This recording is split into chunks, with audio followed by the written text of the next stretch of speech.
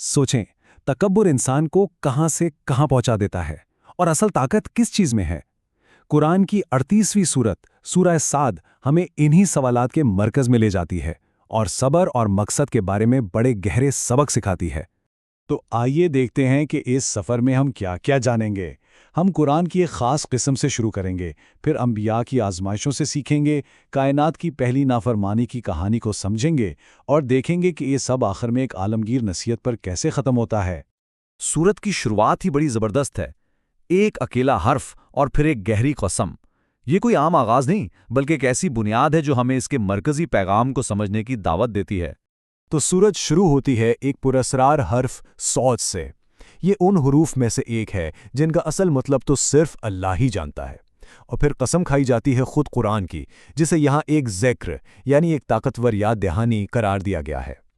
लेकिन जाहिर है हर याद दहानी को खुशी से कबूल तो नहीं किया जाता ना। मक्का के जो सरदार थे उनके लिए तो ये बात हजम करना ही मुश्किल था।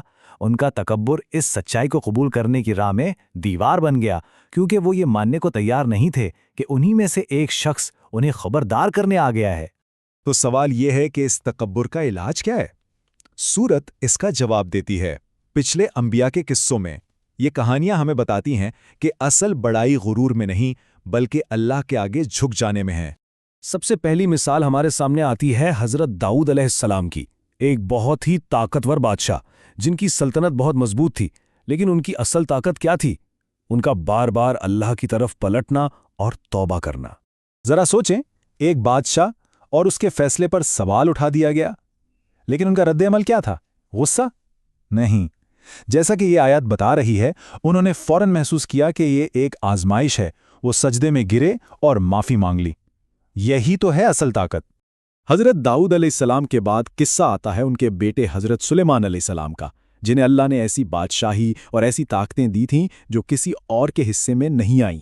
उनकी बादशाहत तो बस कमाल थी। वो हवाओं को हुक्म देते थे, जिन्नात उनके काबू में थे और दुनिया के बेहतरीन घोड़े उनके पास थे। लेकिन ये सब कुछ सिर्फ नेमत नहीं थी, ये एक बहुत बड़ी आजमाइश भी थी। उनका किस्सा हमें ये सिखाता है कि दुनिया की बड़ी से बड़ी ताकत भी अल्लाह की याद से गाफिल कर सकती है।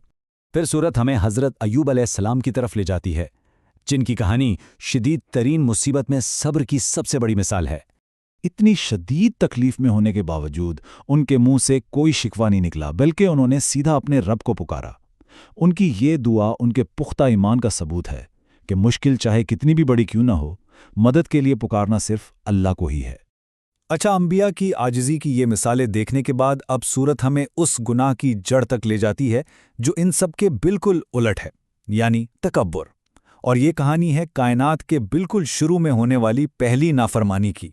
देखें, हुक्म बिल्कुल साफ था, आदम को सजदा करो। सारे फरिश्तों ने हुक्म माना सिवाय एक के। इब्लीस ने इनकार कर दिया, और वजह खालिस तकब्बुर, ये सोच के मैं उससे बेहतर हूं। बस इसी एक लम्हे में पहला गुनाह दुनिया में आ गया।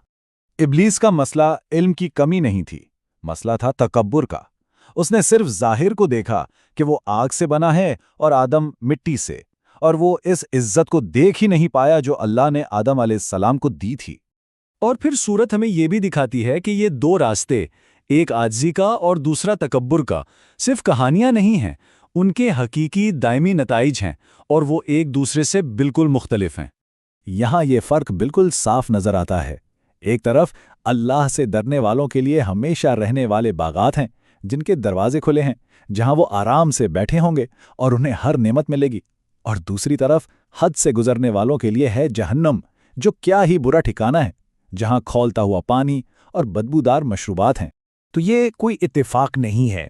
सूरत ये बात बिल्कुल वाज़े कर देती है कि आखिरत का जो भी अंजाम होगा वो इन्हीं फैसलों का नतीजा है जो इंसान इस दुनिया में करता है। हर इंतखाब का एक नतीजा है।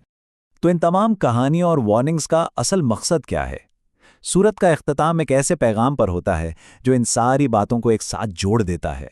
ये पैगाम किसी एक कौम या एक ज़माने के लिए नहीं है, इसे पूरी इंसानियत के लिए, आने वाली तमाम नस्लों के लिए एक आलमगीर याद दहानी के तौर पर पेश किया गया है। सूरत का इख्तिताम एक गहरे वादे और एक सवाल पर होता है कि इस पैगाम की सच्चाई कुछ वक्त के बाद सब पर जाहिर हो जाएगी। अब सवाल ये नहीं है कि क्या ये सच साबित होगा, बल्कि सवाल ये है कि हम इस सच्चाई को समझने के लिए कितना इंतज़ार करेंगे।